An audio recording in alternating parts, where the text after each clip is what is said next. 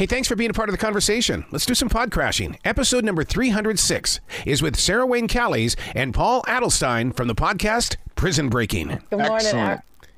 Man, this is the most original and it's so unique type of podcast in the way that it's natural. You're not going in there trying to, yuck it up like radio disc jockeys. You're having an honest to God conversation.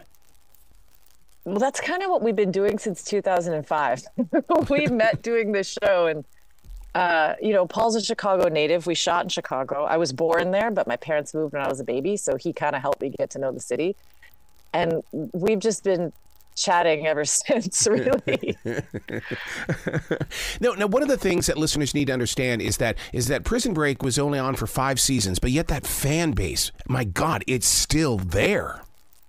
It really is. That's one of the reasons we wanted to do the podcast, because you think you do a show, it's a hit, which was wonderful, and then you think, okay, this show's been off the air a couple of years. I'm sure the number of people contacting me about it or coming up to me to want to talk about it will dissipate. It didn't. If anything, it increased with the advent of DVDs being everywhere, and then once it was on streaming, it just has exploded. I feel like Sarah and I both have teenagers.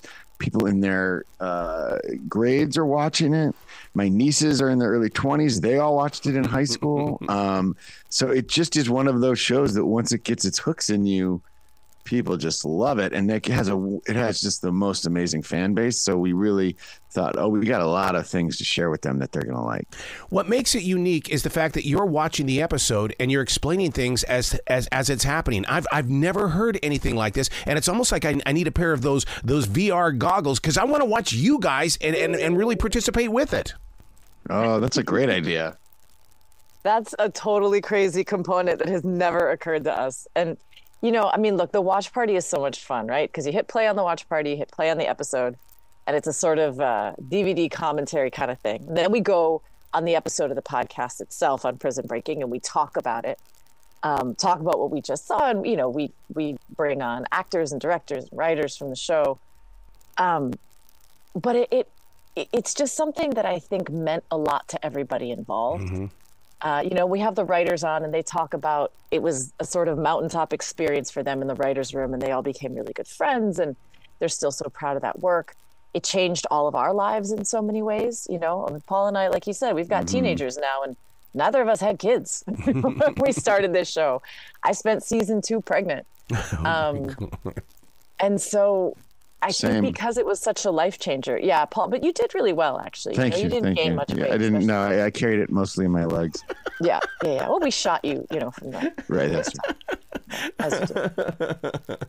So when you go back like that and you bring in the writers, first of all, I'm very proud of you for doing that, because a lot of viewers don't get to know the writers. And so when we hear their passion, their purpose, and their drive, man, that just makes the story more complete. And this writer's room it's a really special group of people, as they talk about all the time. Usually writer's rooms have lots of turnover year to year. This one really had a core group of 4 or 5 people that stayed with it the whole time. They're still very close friends, and that kind of fun and camaraderie, it bleeds into the whole thing.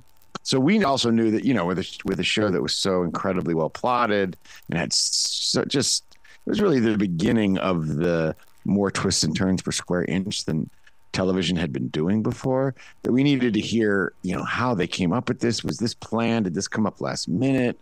Who's the insane person who came up with this idea? And so I think the audiences, the fans just will be blown away by hearing some of these stories about how this beast got built. Wow. Like, for instance, how on earth they got the name Teabag past the standards and practices people and landed it on television at a time when, Fox was run by Rupert Murdoch. It's fascinating to talk to them. And I also, to give them credit, these are the writers that were a part of kind of bringing in some of the golden age of television, because people weren't serializing television like that until The Sopranos and Lost and 24 and Prison Break kind of made that really exciting. But you know what's so interesting about you guys, the writers, the directors, and the producers? You lived in that age where you weren't introduced to streaming yet. And now that you're here, it's like a Beatles moment. 50 years later, we're still going to be watching this show. Yeah, there's a lot of shows, obviously, that do well on streaming. Prison Break, I don't know what exactly it is. I think it's some combination of the storytelling being set in a prison at first and how intricately plotted it is, and something about the filmmaking, which is very cinematic, that you watch it, it's 18 years old or whatever. It does not seem dated. Like everyone's using flip phones. It doesn't bother you. And so there's something about it. It's like its own little graphic novel universe. And so I think that just translates generation after generation. I think one of the things too is that what the show is about still resonates. I mean, it's a show about somebody who would do anything for family. And it's a show about what real loyalty looks like. And it's, look, there's violence in it. There's a lot of action in it, but it is sometimes at its heart a very sentimental show, and a show that says, good people have to stand up against terrible forces sometimes in order to do what's right. And I think that still resonates in an age that is increasingly cynical and increasingly bleak. I think that story really matters.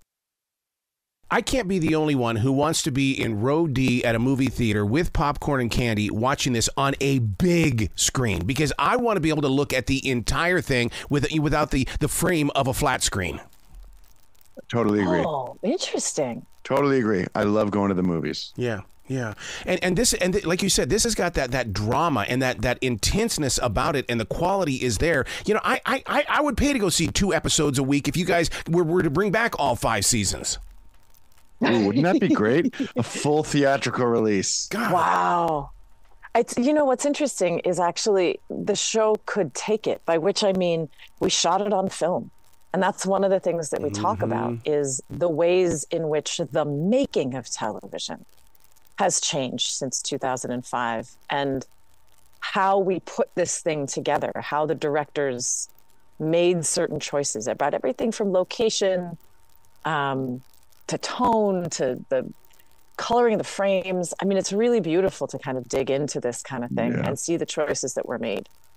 One of the things that really makes the podcast stand out is the fact that I love the way you guys pause. And comedians always talk about the pause. And so therefore, as you're pausing and listening to each other's questions, I mean, I just love the way that you give each other enough room to think about what you're about ready to say. Yeah, we can. One of the things that Sarah and I realized when we met and then remained friends is that we can really talk. We really like to talk. And we figured, well, let's talk and see how that ends up sounding. And it's an interesting point that you bring up, because at first we were like, should we cut some of these pauses out? It's getting a little, and we decided, no, that's how we sound. Let's see how that translates. You guys have created your own countdown on this. That's interesting. Where did that twist come from? Technical. It came from like a lot of creative decisions. It came out of a technical need. Paul's in Los Angeles and I'm in British Columbia, and in order for us to watch this thing together at exactly the same time, we have to count down. And now Paul's a musician, and so the first couple of times I would count it down, he's like, okay, but you're doing a pause between 3, 2, 1 and go. Yeah. He's like, it has to be the same amount of distance between 1 and go. And I was like, all right. So I've been working on my counting. There's math, Arrow, involved in this. There's actual math involved in our podcast, which I did not sign up for, but Paul's been very patient. And I think my counting's gotten better. It reminds me so much of old FM radio, where at midnight on a Saturday night, they would play the full album. They would go 3, 2, 1. And it was like, here we go. Get your tape deck ready. So that's so true, dude. I did that. I'm sorry, but I did. Oh yeah, me too. Now, what have you learned from doing a podcast like this when you go back into the episodes? Do you see things that you didn't see before? Oh my gosh. Sarah and I have both become directors subsequently. And at the time I had done some film acting. Sarah was a little newer than I was. And, the first few years you're a film actor, especially if you come from theater, you were really just trying to get to your mark and not get hit in the head by some kind of piece of heavy machinery. And then once you learn the technical ins and outs of filmmaking, that takes a little while. And then you learn about directing and all that stuff. So now, these years later, we can look at it and say, oh my gosh, how did they get this day? How did they shoot this all in one day? Look at that angle. What do you think they built there? Do you think they had to repaint that side of that building? All that technical stuff that we wouldn't have noticed at the time that went into making Prison Break the kind of cinematic experience that it is. We get to re-experience all that stuff, and we get to kind of use each other's eyes and knowledge to get into it. And that's been really educational, which is just kind of took me by surprise.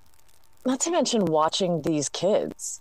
I mean, what's been interesting is this show was really emotional for me on a lot of levels. I put it on a shelf when we were done.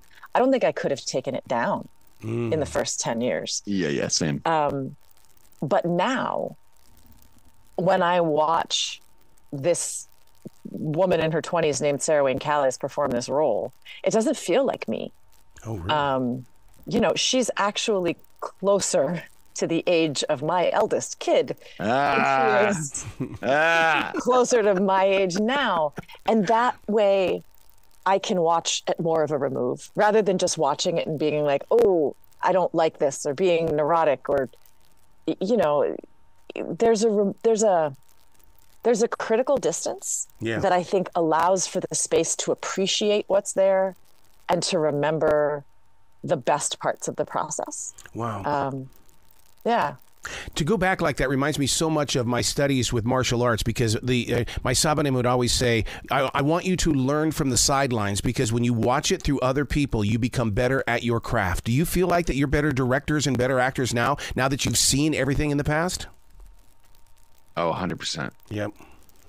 Yeah. And, what's great about TV is that you have a different director every episode usually. So you get to see, you're making the same show every week, obviously, but you get different approaches, different attitudes, different techniques. And once you start paying attention to that, if you're an actor, you're around, you just get to learn by watching, which I think is the best way to learn. Yeah. One of the things that you guys are honest with listeners about, very transparent, is talk to me about that subscription, because there's more than just a podcast here. Yeah, that subscription is our watch party. And so, the show is, the way we record it is we watch it together for the first time in 15 years or so. Mm-hmm. And you hear us in real time. I mean, because the show is so densely plotted. There's a lot of moments where the two of us are like, oh my God. Yeah. Like, the details of the back and forth, we just don't remember. We just don't remember there's so many twists per episode. Or when they cut a guy's toes off at the end of the second episode, we sort of lost our minds. And so, for fans who want to tune into that watch party is a subscription service. Yeah. For people who just want to listen to us talk about the episode and don't want to rewatch it with us, that's all available wherever podcasts are available, on, iHeart and Apple and Spotify and all that stuff. And that's where we have our guests on, and get some of their perspectives too. We're talking to Marshall Allman on an episode we recorded this week that's later in the season. And he proposed to his girlfriend by jumping out of a plane over Thanksgiving break in season 1. It was that kind of a show where all of our lives were moving so quickly while the show was happening that we were changing as people. Yeah.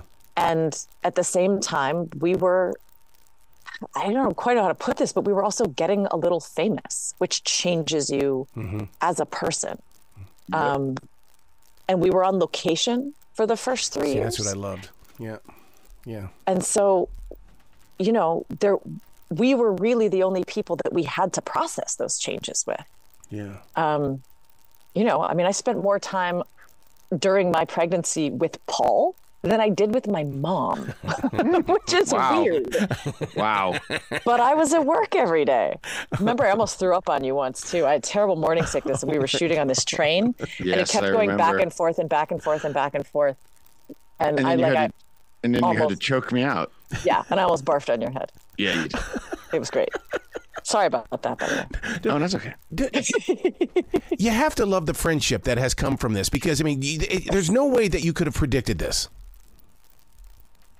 No, and we've tried to kill each other a couple times on screen. We've both died a couple times on screen. I mean, there aren't that many friendships that survive multiple murder attempts and resurrection from the dead. Go ahead. No, please. It bonds you when you go through these experiences, whether they're positive or negative. They are super intense, and especially on location. You're away from your family or away from your home. You build these set families, and this was a positive experience, but it was also, it was a pressure cooker. The show was very challenging to make. Long hours, cold, hot, all those things. And then it was a bit of a rocket ship, as Sarah was saying. And, we very quickly, the show kind of was on the cover of magazines and winning awards. And so we all experienced that together. And that's really a bonding experience that in a lot of cases lasts for quite a while. Wow. You guys have got to come back to the show anytime in the future. The door is always going to be open. I love your collaboration, and I would love for you guys to work together even more and more on that flat screen. Well, from your lips to God's ears. We'll we'll write something and direct it together. There you go. Well, you be brilliant today, okay? Thanks, Arrow. You take good care. Great talking to talk to you.